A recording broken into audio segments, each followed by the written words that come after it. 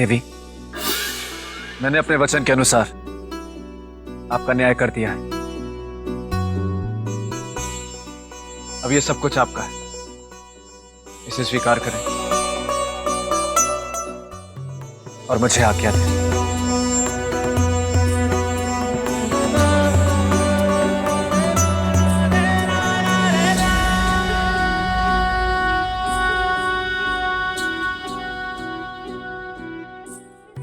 जय महाकाल, जय महाकाल। आपने मेरे न्याय के वचन की रक्षा की, आपको कोटि कोटि धन्यवाद। राजन, आप धन्य हैं। मुझे अब ये सब नहीं चाहिए। आपने मनुष्य और पशु दोनों को न्याय के तराजू में बराबर तोला। मेरे लिए इतना ही बहुत है। मैंने आज तक आप जैसा न्यायी राजा नहीं देखा। आपकी जय हो राजन।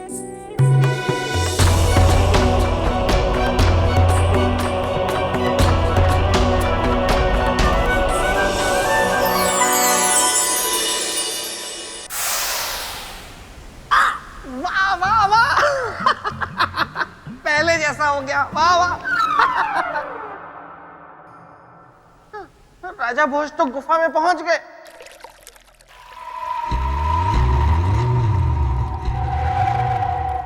महामाया, नहीं नहीं नहीं नहीं, इनके सामने मैं नहीं जाऊंगा वहां, वरना पता नहीं इस बार मुझे क्या बना देंगी। राजन, आप और आपका न्याय दोनों ही धन्य हैं। जिस प्रकार आपने एक पक्षी और एक मनुष्य के बीच समानता से न्याय किया है, उसे ये संसार सदा ही याद रखेगा। न्याय की कसौटी पर आप खरे उतरे हैं राजन। अब आप सिंहासन की ओर कदम बढ़ा सकते हैं। अरे नहीं नहीं नहीं, ऐसे कैसे सिंहासन की तरफ कदम बढ़ा देंगे राजा भोज। मैं हूं बेताल, गलने नहीं दूंगा इनकी दाल। राजन, मैं आ गया। देखिए राजन, मेरी बात मानिए, लौट जाइए।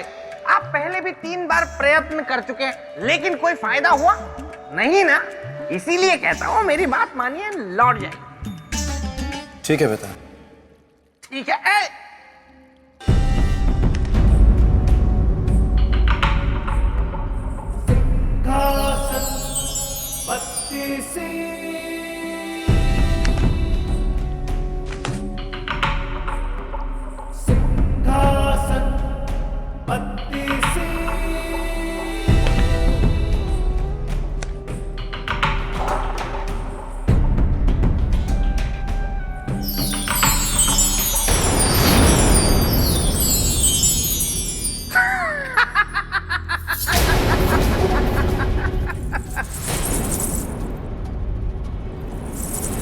पायल की छन छन।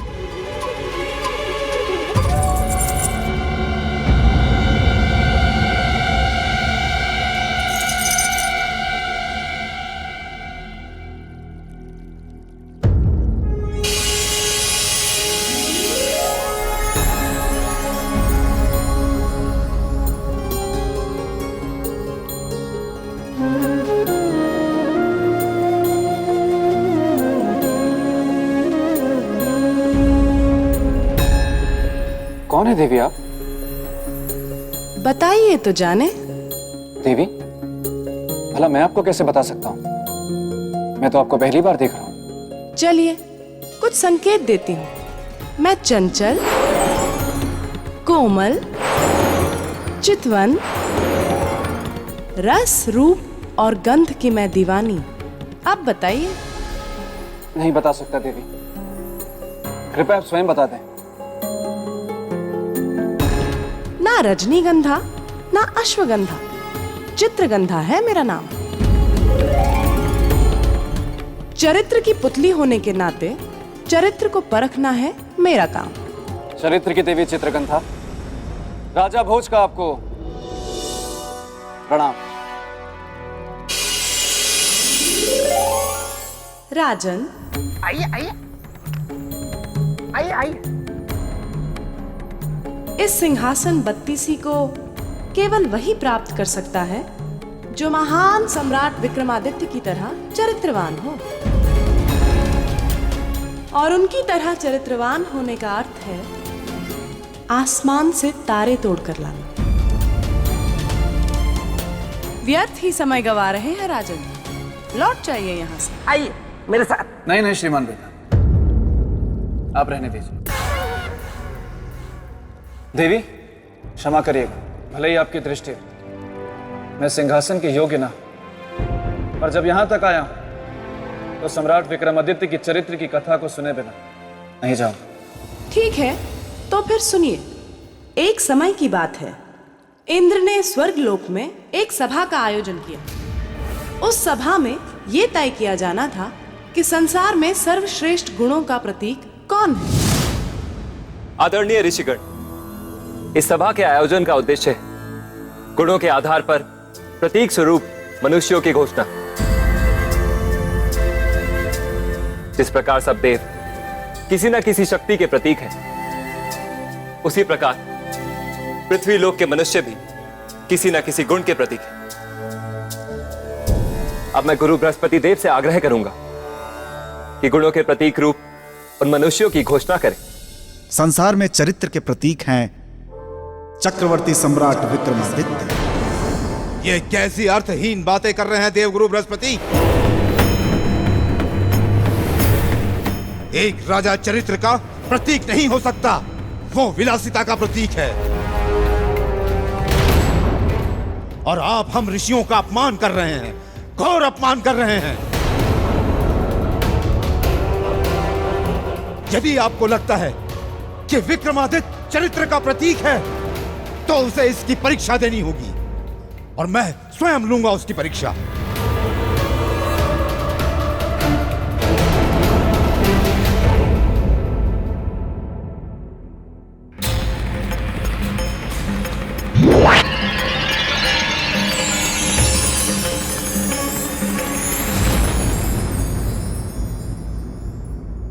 ऋषिवर, मैं अपने निर्माण का उद्देश्य जानती हूँ, और ये भी जानती हूँ कि मोहिनी की शक्ति से आज तक कोई नहीं बच पाया है। इसलिए आप निश्चित रहें ऋषिवर, चरित्रवान विक्रमादित्य को मैं अपनी एक मुस्कान से अपने वश में कर लूं।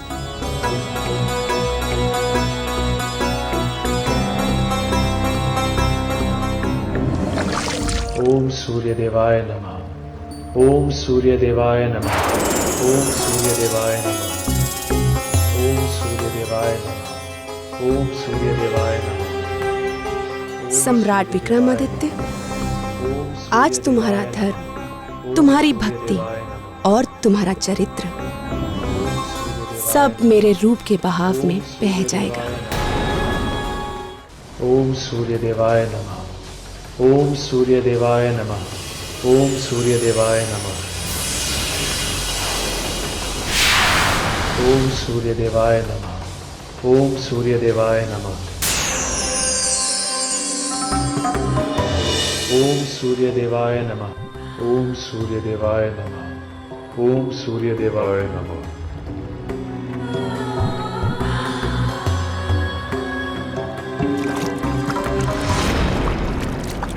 सम्राट विक्रमादित्य तो जा रहे हैं, हमें इन्हें रोकना होगा।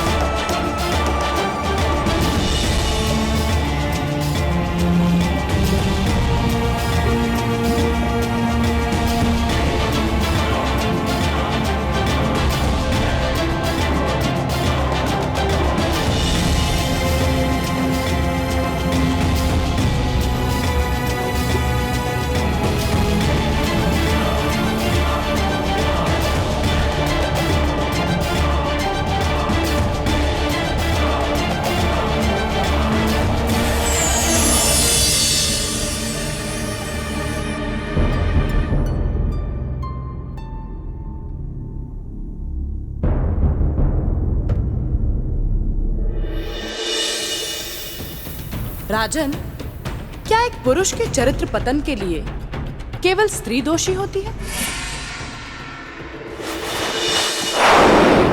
देवी, अगर आप ऐसे आसान आसान प्रश्न राजन से करेंगे तो ये उन कठिन कठिन प्रश्नों के लिए कैसे तैयार हो पाएंगे जो आप इनसे आगे करने वाली हैं? राजन, जरा इधर आइए। आगे आपसे जो प्रश्न देवी करने वाली है वो बहुत ही भयानक, भयंकर, जटिल, जड़ियल, कठिन प्रश्न आने वाले हैं। अपने सम्मान का जुलूस निकलवाने से अच्छा है यहां से निकल चलिए। घोड़ा उड़ गया है, बाहर घास खा रहा है। बेताल, तुम अपनी हरकतों से कभी बाज नहीं आओगे। तुम्हारा यहाँ रुकना ठीक नहीं है। नहीं नहीं देवी, मैं एकदम शांत रहूंगा। तुम्हारी प्रेत भूमि में तुम्हारी कमी खल रही है। नहीं खल रही है। तो राजन, क्या उत्तर है आपका? देवी, चरित्र का पतन स्त्री से नहीं, मन में उठ रही काम वासना, मद, मोह, लोभ, इन सब के कारण होता है। जिस मनुष्य ने इस पर विजय पाली वही सच्चा पुरुष है। तो ठीक है, देखते हैं सम्राट विक्रमादित्य अपनी काम वासना, मद, लोभ पर विजय पा सके या नहीं।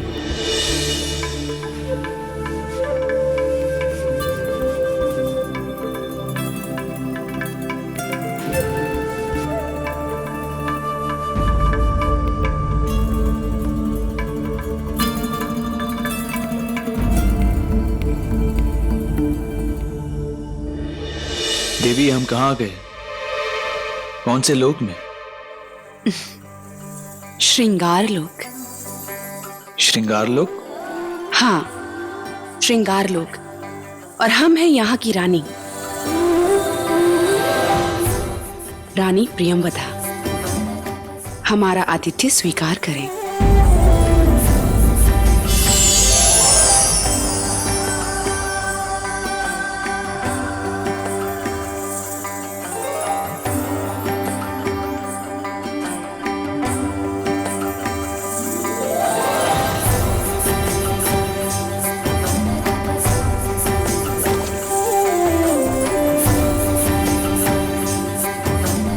इस स्वागत के लिए बहुत धन्यवाद देवी, किंतु हमें पृथ्वीलोक वापस जाना होगा।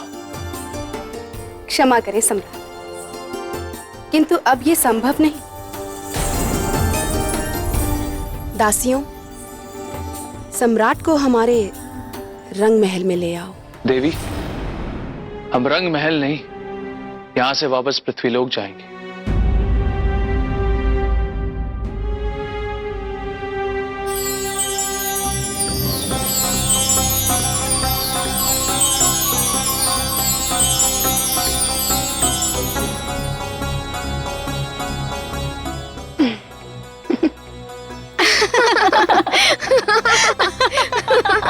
ये क्या कर रही हैं आप देवी?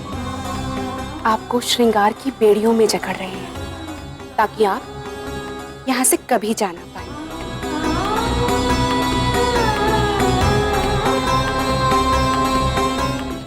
देवी, क्या प्रियंवदा सम्राट विक्रमादित्य को प्रेम की बेड़ियों में बांध पाए? आपको क्या लगता है राजन? मुझे तो लगता है ऐसी कोई भी बेड़ी नहीं बनी है जो सम्राट विक्रमादित्य को बांध पाए। सही कहा राजा भोज। अरे जिस सम्राट को संसार की कोई बेड़ी नहीं जकड़ पाई, उसे ये श्रृंगार की बेड़ी क्या जकड़ेगी? पर ये बात इस प्रियंवदा को कौन समझाए? अच्छा होता अगर ये रूपमती होने के साथ साथ बुद्धिमती भी होती। बस बेताल, ये मैं कैसे क्या सुन रहा हूं? क्या सुन लिया तुमने मस्तिष्क कुमार? यही कि सस सौंदर्य लेखा बस विवाह कुंडल से सस शादी कर रही है। अब तुमसे क्या छुपाना मेरे मित्र, बुरा तो मुझे भी बहुत लग रहा है, क्योंकि जब भी वो यहाँ आती थी ना तो मेरे प्रेत भूमि में रंग बिखर जाते थे। तो ये तुम्हारी शरारत थी? ये छल है, ये छल है। तुमने मेरे मित्र का रूप धरकर मुझे छला है। हाँ मेरे प्यारे बेताल, वरना ऐसे थोड़ी ना तुम गलने देते मेरे प्रेम की दाल। हाँ, मैं तो पहले ही समझ गया था कि मेरे मित्र मस्तिष्क कुमार के रूप में तुम आई हो, मैं ऐसे जाल में फंसने वाला नहीं हूँ।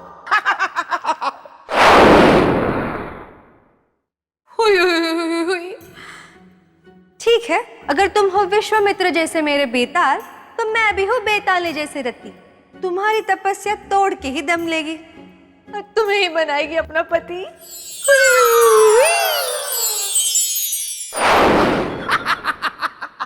ये तो मेरी तपस्या नहीं भंग करवा पाई, लेकिन अब देखता हूं मेरे मित्र के चरित्र की तपस्या भंग करने के लिए प्रियंवदा ने क्या किया। हर संभव प्रयत्न किया गया महान सम्राट विक्रमादित्य को लुभाने का, और ले गया उन्हें रंग महल में।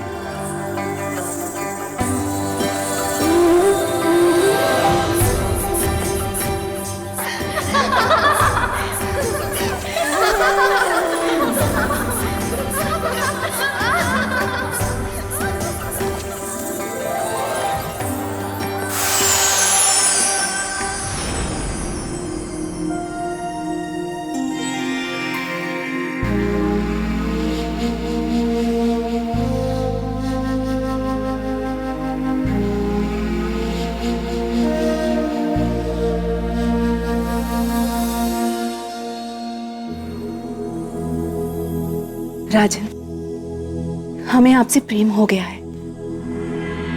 परंतु हमें आपसे सहानुभूति है। क्यों? प्रेम क्यों नहीं? क्योंकि आप हमारे प्रेम के योग्य नहीं हैं। क्यों? आप में हृदय नहीं? हमारे पास हृदय है देवी, परंतु हमारे हृदय में हमारी पत्नी है। भूल जाइए उन्हें और हमारे साथ यहाँ श्रृंगार लोक में वास कीजिए। चिरयौवन के स्वामी रहेंगे और कभी बूढ़े नहीं होंगे। अपने यौवन के लिए हम अपने चरित्र का त्याग नहीं करेंगे देवी। राजन, ये जो बात आपने अभी इतने विश्वास से कही है,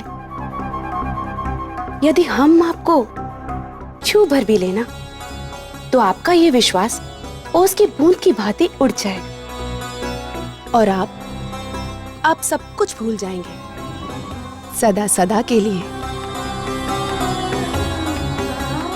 और खो जाएंगे केवल हमारे प्रेम के भंवर में। तो लीजिए, आप अपनी इच्छा पूरी कीजिए देवी।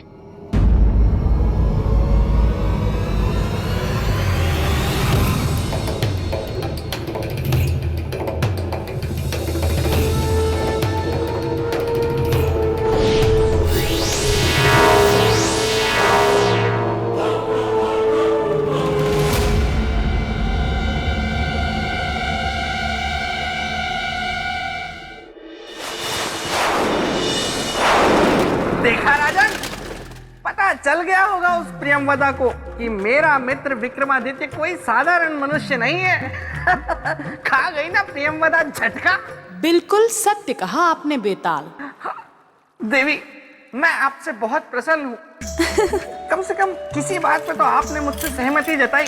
मैं तो आपकी हर बात से सहमत हूँ, और उस बात से खास कर जिसमें आप कहती हैं कि राजा भोज मेरे मित्र के सिंहासन के योग्य नहीं है। योग्यता का प्रमाण पत्र आपको देने की जरूरत नहीं है बेताल। तो राजन, क्या आपको पता है कि प्रियंवदा को सम्राट को स्पर्श करते ही झटका महसूस क्यों हुआ? इसका कारण जानते हैं? यह हमारी पत्नी का प्रेम है देवी, और उन्हें दिया हुआ वचन देवी। राजन, आज ऐसा पहली बार हुआ है कि प्रियंवदा के रूप और श्रृंगार के भ्रम को किसी ने तोड़ा है।